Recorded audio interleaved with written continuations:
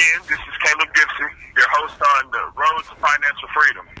As usual, I want to take the time to thank everyone tuned into this program and those who helped me make this happen.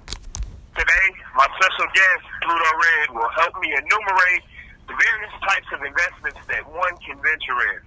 But first, I want to clear up a discrepancy in the domain of investing and explain how this discrepancy evolved.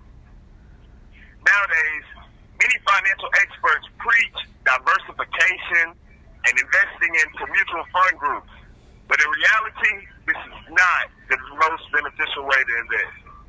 First of all, they tell you to diversify only in stocks, bonds, and other paper assets. That's not true diversification because in all reality, you're really only investing in one category of investment. The second reason this sort of advice is erroneous is because diversification ideally leads to breaking even or profiting very little. That's like betting on one football team and then later betting on the opposing team, which sort of defeats the purpose of why you bet in the first place. As Warren Buffett urged, specialization is the way to go when investing, not diversification. So, doing extensive research on potential investments and then pick a field to invest in based off of trends, projections, and past statistics. But if you still wish to diversify, invest not only in paper assets, but also other categorical investments we'll touch on in a moment. The reason many financial experts have urged people to diversify in paper assets and invest with mutual fund groups is because many of those experts are endorsees of some mutual fund group or another. Of course, this isn't always the case, but just knowing that it is the case at times is enough to keep one wary of the biases financial experts may have. To give you the power to make investment decisions based off of your own knowledge, I'll now allow Pluto Red to walk you through the four investment categories Robert T. Kiyosaki enunciated. Thank you for having me on today's show. As always, it's a pleasure working with you. The first of the basic four types of investments is income producing. Let's say you have some livestock, chickens, for example, can be income producing investments because they produce eggs. You see, the chicken itself brings in a consistent flow of revenue without exhausting itself as an income source. Next, I'll move on to the next type of investments, which is commodities. And the example of livestock, the eggs a chicken lays are considered to be commodities because each individual egg is sold once. It does not create a consistent influx of revenue, and it is the product that consumers have an acquired demand for. So a cow will be income producing while its beef is a commodity. Precious metals such as gold, silver, and platinum are commodities as well for those of you who have to keep your hands clean. Now, as Americans, we generally more or less invest in paper assets, which is another of the four basic types of investments, which Caleb went over at the beginning of the segment. So, I am moving on to the next, or last, but far from least important investment type, which is business. Now, when it comes to investing in business, you can invest in a corporation by buying stocks. And at some period in time, this corporation will pay out dividends, but that is if the business is substantially profitable. Talk about risky business. Check this out. You have some income producing investments running around in the yard laying commodities. And your neighbors have an acquired taste for what is in your yard. But the price at which they are spending to obtain it is absurd. What do? Well, start a business and invest your hard-earned money in it along with your commodities and income producing investments. Instead of investing into a corporation and hoping it becomes substantially profitable enough to pay out dividends. You have something to add? Yes, I'd like to add that in creating a business that utilizes utilizes income-producing investments to produce commodities. For example, if I sell spoiled eggs to a local grocer or country store without conducting the transaction under the veil of a corporate entity, then I could be held liable in a court of law and put all of my assets, including my home, depending on the homestead laws in that state, at risk. But if I executed the transactions under the veil of an LLC, LLP, or corporation, then only the assets of the corporate entity would be accessible to creditors. I'll go further in depth on this situation in the succeeding episode concerning business investments specifically. But for now, I feel the need to simply get you, my audience, acquainted with the four categories of investing in a general way. And for the most part, Pluto has succeeded in conveying my point for me.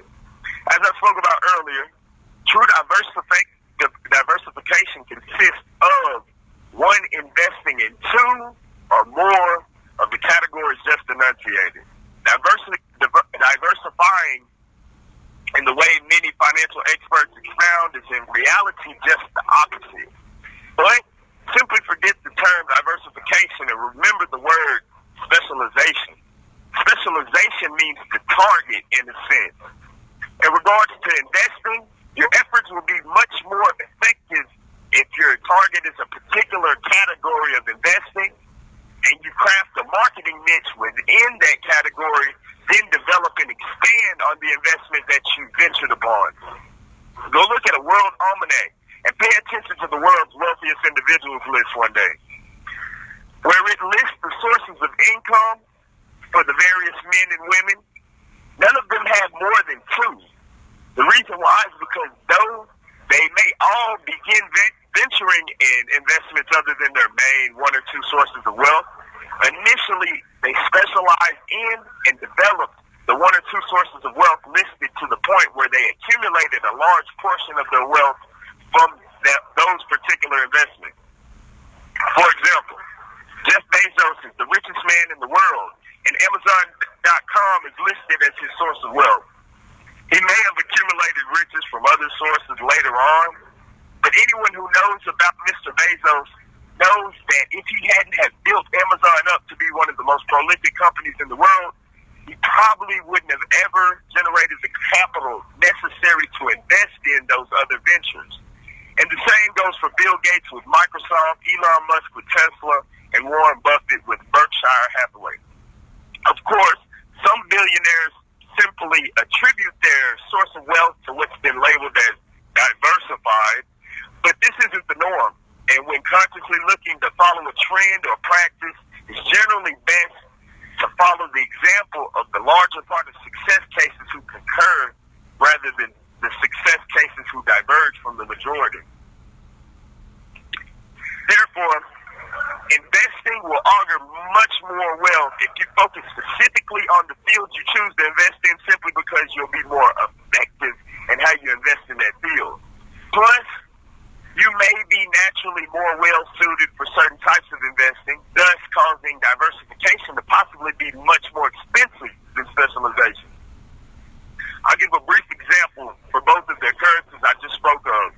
In concerns of the efficiency of specialization, say I've been the owner of a farm for 20 years. In that case, I probably understand how to incubate eggs, tend to cattle, and protect my crops from harmful insects while increasing their yield very well.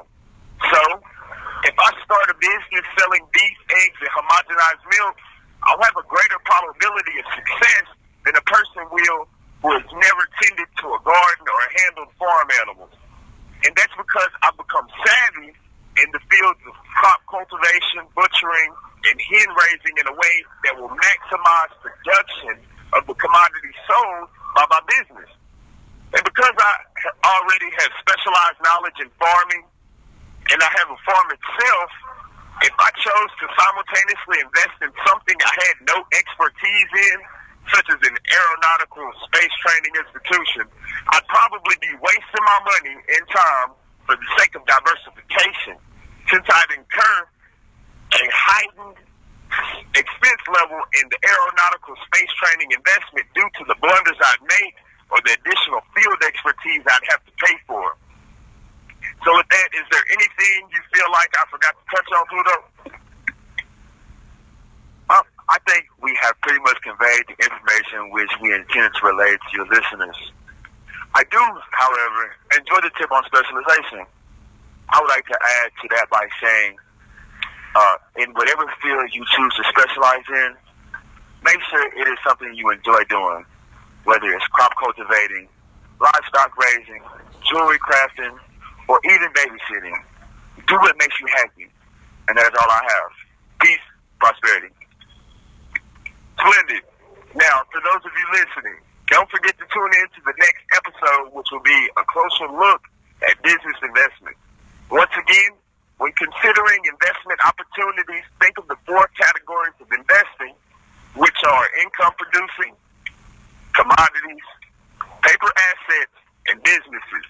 Then determine which of these categories this investment would fall in so that you can analyze other investment opportunities in that particular category to see if how you plan on investing will be the best way for you to build your foundation or expand your estate. And with that, I leave as I came, in peace, and I send you wishes of prosperity.